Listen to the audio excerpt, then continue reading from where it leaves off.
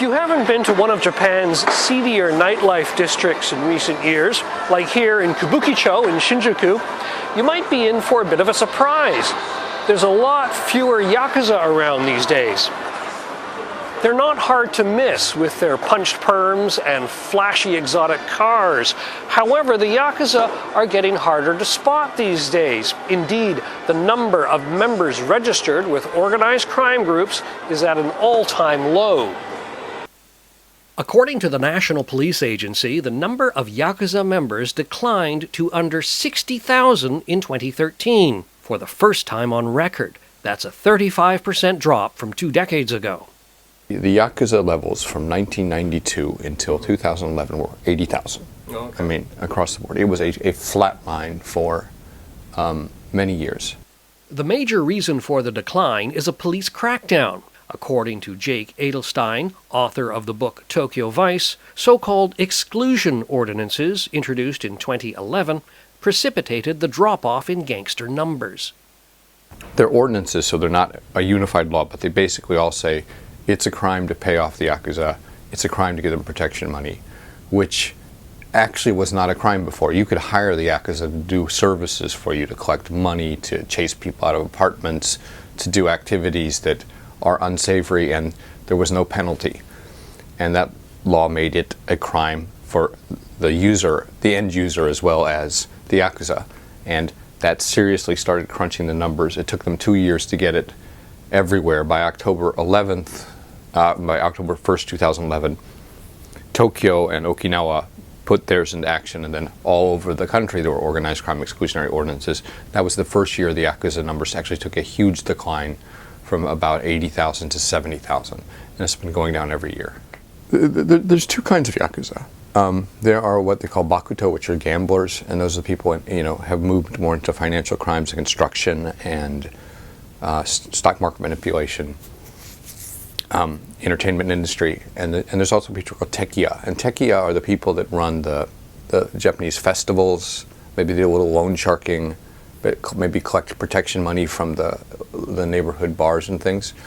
So they're kind of like the street merchant version of the yakuza, and they've been the most hard hit by this because their revenue has always been, the local bar and snack shops and the hostesses and the love hotels pay them protection money. When the festival comes, they put out the takoyaki stands and sell little games and stuff for the kids. But the police have gone to all the local communities and the temples and the shrines, and you can't have these guys working here. So they can't collect protection money. They can't work the festivals. That's the source of their income. They've always been on the low end of the yakuza. So they're like, well, screw this, we're out. I mean, those are the numbers that'll leave you the most. But the yakuza and their activities are not strictly a Japanese domestic issue.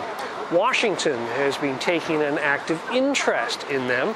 In 2011, U.S. President Barack Obama issued an executive order that called the yakuza a danger to America. The United States' influence on this has been interesting in the sense that Japan is very sensitive to how it looks to the world, and so when you have the United States government naming these yakuza officials as enemies of the United States of America, and they keep adding to the list, and Japan clearly knows who they are and doesn't arrest them and doesn't put them out of business, it makes Japan look very tolerant towards organized crime. So that has been an impetus for Japan to crack down on organized crime in general. But the political connections are still so powerful that, and the business connections, that they really just can't get rid of these guys.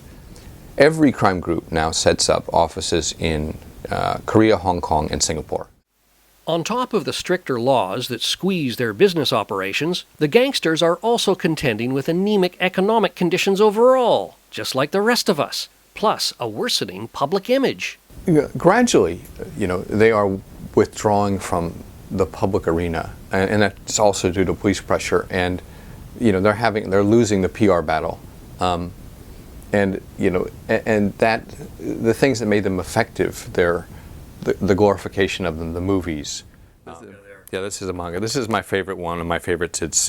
It's Takayama Wakagashira versus Goto Gumi. So it's why did the number 2 in the Yamaguchi Mikoto Kai have a big fight with Goto Tadamasa and kick him out of the organization because he made a deal with the FBI and got a new liver.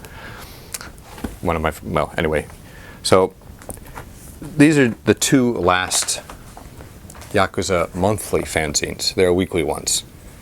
And a lot of historical stuff. A defense of the Yakuza always by the writers of why they exist and how they help keep order in Japan.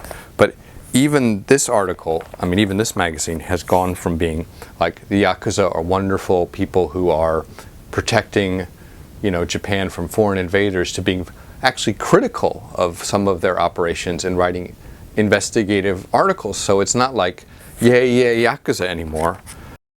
Clearly, recent years have not been kind to the Yakuza. Stricter laws and social changes are pushing them farther along the fringe. They'll probably need to reinvent themselves if they are to survive in the future. Thank you for watching Business in Japan TV.